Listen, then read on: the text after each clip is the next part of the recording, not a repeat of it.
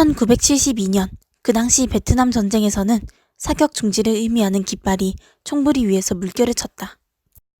그쯤 법학과 심리학 학위를 동시에 받은 이제 막 탄생한 심리학자 데이비드 로즈나는 베트남 전쟁에 참여하지 않았다.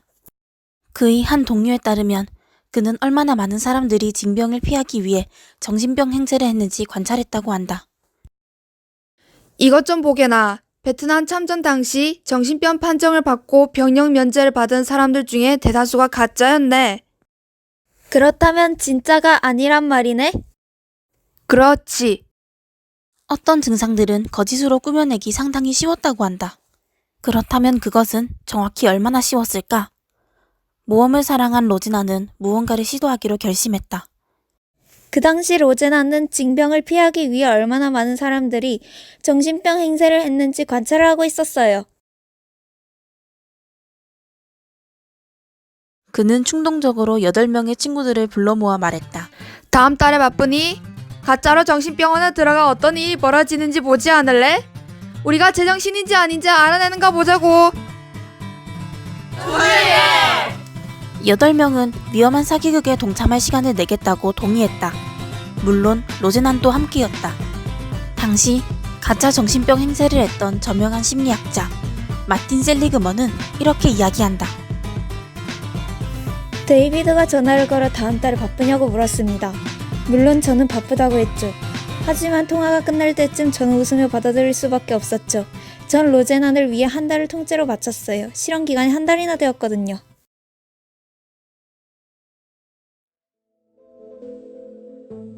하지만 실제로 걸린 시간은 한 달 이상이었다. 미리 훈련을 받아야 했기 때문이다. 로제나는 자신의 공범자들을 매우 신중하게 훈련시켰다. 지금부터 정신병원에 들어가기 위한 훈련을 하겠습니다. 모두들 잘 들어주시기를 바랍니다. 그들은 정신병원에 들어가기 닷새 전부터 씻는 것을 그만두었다. 그러고는 약속한 날짜에 각 지역에 흩어져 있는 정신병원에 찾아갔다. 로제난이 선택한 병원은 쾌적한 환경이 있는가 하면 정반대 경우도 있었다. 가짜 환자들은 자신의 발로 병원에 찾아가 이렇게 말했다. 목소리가 들려요. 쿵소리가 나요. 쿵소리요? 네. 로제난이 특별히 쿵이라는 단어를 고른 것은 지금까지 발표된 어떤 정신의학 문헌에서도 만화 속 등장인물들이 불안할 때 자주 듣는 그 소리가 들린다고 보고한 환자 사례가 단 한 건도 없었기 때문이다. 쿵이라고? 이런 사례가 있었나? 보자. 8명의 가짜 환자들은 정밀 검사를 받게 되면 자신의 이름과 직업을 뺀 나머지 질문에 솔직하게 답변하여야 했다. 다른 증상을 가장해서는 안 되었다.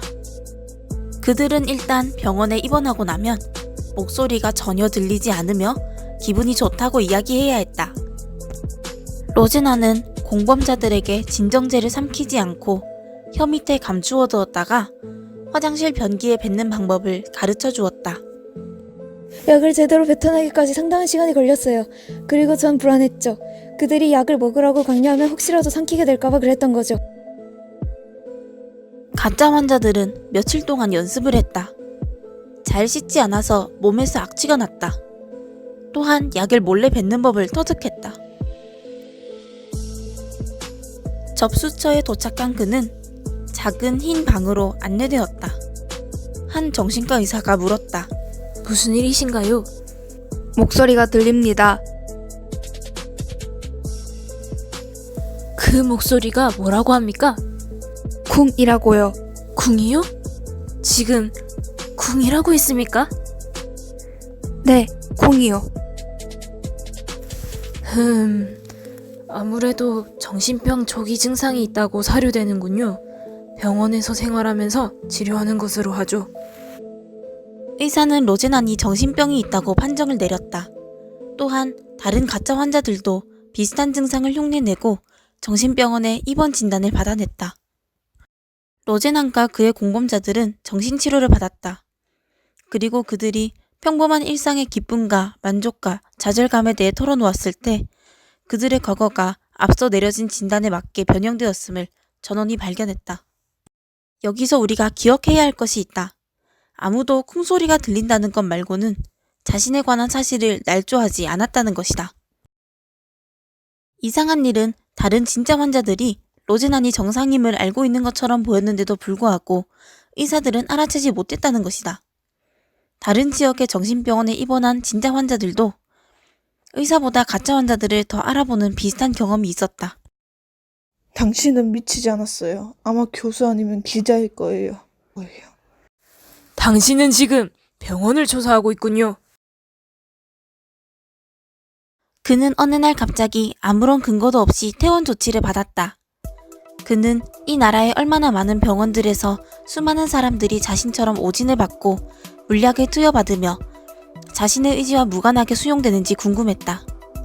정신병이라는 것은 어떻게 판단이 되는 것일까? 사람의 눈은 얼마나 오류를 불러일으키는가? 1973년 로제나는 저명한 과학 잡지인 사이언스지에 정신병원에서 제정신으로 지내기라는 제목의 논문을 발표했다. 우리가 사용한 언어 표현에 어떤 의미가 부여되는가는 정신분열증이라는 진단에 맞게 판단되었다. 만일 우리가 정상임을 알고 있었다면 완전히 다른 의미가 부여되었을 것이다.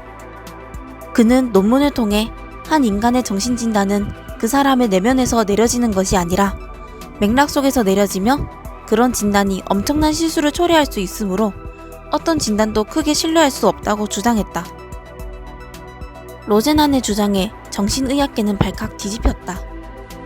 아니, 이 논문을 봐. 제정신인 사람이 정신병 진단을 받았다더군. 그는 과학으로서의 정신의학을 모독하여 미국의 수많은 정신과 의사들을 자극하였다. 정신과 의사들은 로제난에게 반론을 했다. 대부분의 의사들은 도움을 청하는 환자들이 거짓말을 한다고 가정하지 않습니다. 그러므로 환자에 의해 잘못 유도될 가능성이 상당히 있다는 거죠. 그래도 정신과 의사들이 오진을 내렸다는 사실은 변함이 없었다.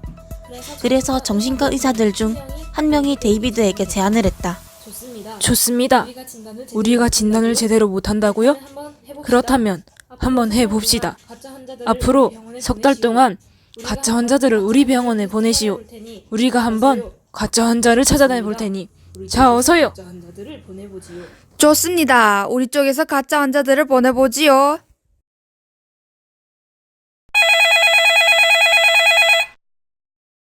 석 달이 되었소. 우리는 당신이 보낸 가짜 환자 41명을 찾아냈으니 한번 보시오. 우리는 단 한 명의 환자도 보내지 않았습니다. 결과적으로 정신과 의사들은 가짜 환자들을 구분하지 못했다. 정신과 의사들이 환자에게 정신병이 있는지 없는지 유무를 판단하지 못한다고 알리게 된 셈이다. 아니, 이럴 수가. 말도 안 돼.